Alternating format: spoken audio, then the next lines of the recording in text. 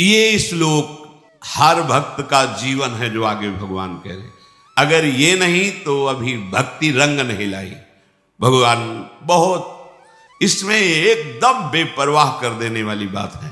श्री भगवान कह रहे अनन्यास चिंतयन्तो मां ये जना पर्युपासते तेषां नित्याभियुक्तानां योगक्षेमं वहाम्यहम्। हर वैरागी का जीवन, हर अनुरागी का जीवन ये श्लोक होता है। अगर ये श्लोक नहीं तो तुम्हारे प्रश्नवाचक चिन्ह लग जाएगा भक्ति में, वैराग्य में, अनुराग में। ये श्लोक हर उपासक का जीवन है। भगवान कृपा करके दो मार्ग बताए हैं, एक प्रवृत्ति मार्ग, एक निवृत्ति मार्ग। निवृत्ति मार्ग उपासक का केवल पोषण हरि गुरु से होना चाहिए, केवल हरि गुरु से बस। अगर हरि गुरु के सिवा निवृत्ति मार्ग का पोषण कहीं, जैसे बोले भिक्षावृत्ति से तो गुरु आज्ञा है ना, आचार्य आज्ञा है, वो अपने गुरु की आज्ञा से जीता है। निवृत्ति परक जो उपासना है उसमें अपने जीने के लिए व्यापार करना, अपने सुख सुविधाओं को पाने के लिए प्रयास करना, या किसी पारिवारिक संपत्ति पर अपना अधिकार जनाना, या परिवार का किसी तरह से सहयोग लेकर जीवन व्यतीत करना, ये निंदनीय है, निंदनीय है। एकमात्र हरि गुरु का आश्रय लेकर इस मार्ग में, अन्य भरोसा, अन्य आश्रय बिल्कुल नहीं। श्री पूज्य रघुनाथ दास गोस्वामी जी महाराज राधा कुंड में जो आज भी विराजमान है, अव्यक्त मूर्ति, बड़ी महिमा है। जब घर से भागे प्रेमावतार महाप्रभु चैतन्य देव के दर्शन के लिए नीलांचल जगन्नाथपुरी में गए, पिता ऐश्वर्य संपन्न थे।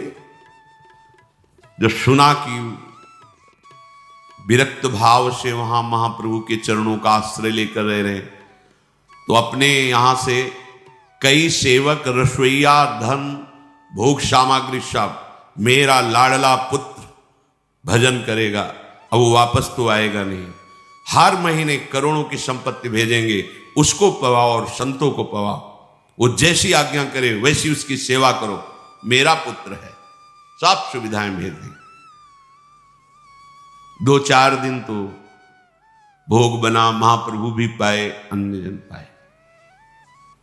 वैराग्य प्रवृत्ति असहनशील हो गई। नहीं, मैं पिता के द्वारा दिए हुए इस सुविधा को स्वीकार नहीं करूंगा। महाप्रभु ने कुछ नहीं कहा, यह प्रवृत्ति है, वैराग्य की प्रवृत्ति है। तत्काल रसोईया जितनी भी सुविधाएं, उनका तुरंत वापस चले जाइए और आज के बाद कभी वहां से कोई सुविधा मत लाना। और वो महापुरुष जगन्नाथ जी के दरबार में खड़े होकर सिंहपौर पर जैसे सब भिक्षुक ऐसे खड़े हो जाते, जो मिलता उससे उधर। सामर्थ्य कितनी, राजा महाराजाओं जैसा ऐश्वर्य है, भेजा पिता ने, नहीं स्वीकार किया। अगर हम निवृत्ति मार्ग के उपासक हैं और कहीं कोई व्यापार, कहीं कोई कुछ, किसी भी तरह का हम प्रयास करते हैं अपने जीने का, वो कलंक है, वो निंदनीय। आप निवृत्ति मार्ग नहीं है, आप नाटक कर रहे हैं निवृत्ति मार्ग का। लेकिन आप निवृत्ति मार्ग में ये श्लोक जीवन का थर्मामीटर है। केवल केवल अनन्यस चिंतयन्तो माम, बस तुम्हारा एक कर्तव्य है, एकमात्र श्री भगवान के भरोसे होकर, महलों में रखे चाहे झोपड़ी में वास दें, भूखे रखे चाहे जैसे रखे, उनके ऊपर पूरा का पूरा भार एकमात्र, दूसरा कोई सहयोग नहीं। ऐसे करना तो केवल भिक्षान्न के लिए आदेश है, बस। अब वो दुशाला पहनावे या वो दिगंबर रखें, ये उनकी बात है। अपने ऐसे अगर कर दिए तो मंगव्यो भलो न बाप सो जो प्रभु राखे टेक। प्रभु का भरोसा करने वाले निवृत्ति मार्ग के उपासक होकर ऐसे करते हो, तुम्हें लाज नहीं लगती? कहा वह मोर दासा करे नरन के आशा, तो कहां रहा विश्वासा? कहां विश्वास तुम्हारा? इसीलिए कहा विवेक से भी बढ़कर विश्वास की क्षमता है। अनन्यश्चिंतयन्तु, एकमात्र। और इस प्रकृति की एक रचना है, तुम्हें बताएं, तुम जैसे जीने का निश्चय करोगे वैसे ही तुम्हारे को जीने को मिलेगा। तुमने सोच रखा है कि वृंदावन वास ऐसे थोड़ी हो जाएगा, बाहर जाके व्यवस्था करनी पड़ेगी, तो आपको करनी पड़ेगी। भाई ऐसे वृंदावन रुपया होना चाहिए, व्यवस्था होनी चाहिए, तो आपको घर परिवार से लेना पड़ेगा। कहीं ऐसा ना हो कि हमें कहीं बाहर चले जाए मर जाए, आपको बाहर जाना पड़ेगा। ये कल्पतरु है, मर चाहे जाऊं कभी किसी के आगे हाथ नहीं पसारूंगा, पूर्व शरीर संबंधियों से कभी किसी तरह का सहयोग नहीं लूंगा, एकमात्र वृंदावनेश्वरी के आश्रित रहूंगा। अब मैं अपने प्राणों को समर्पित करता हूं, आज से कोई परवाह नहीं। तो आप देख लेना, खुद देख लेना, जीवन में ऐसी अद्भुत महिमा प्रकाशित होगी।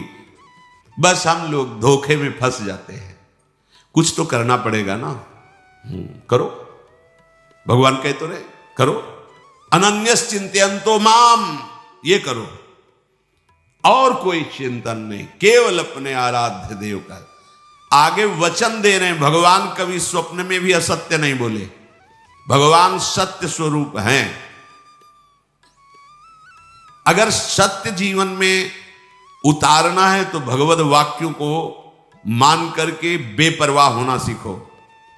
कह रहे हैं योगक्षेमम वहाम्यहम, योग क्षेम का मैं वहन करूंगा।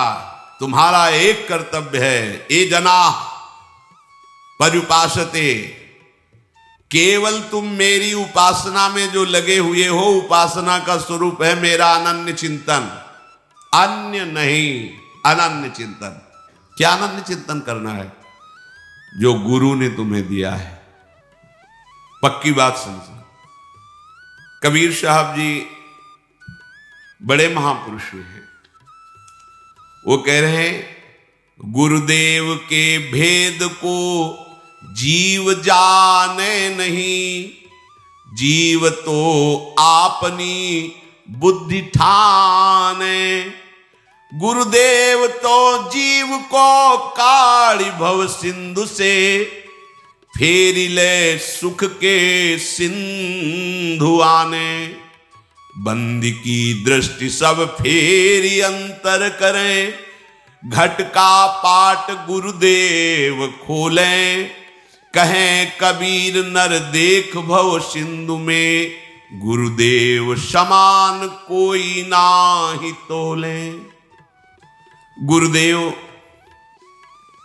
भेद को जान गए हैं कि ये जीव क्या है, ये प्रकृति क्या है।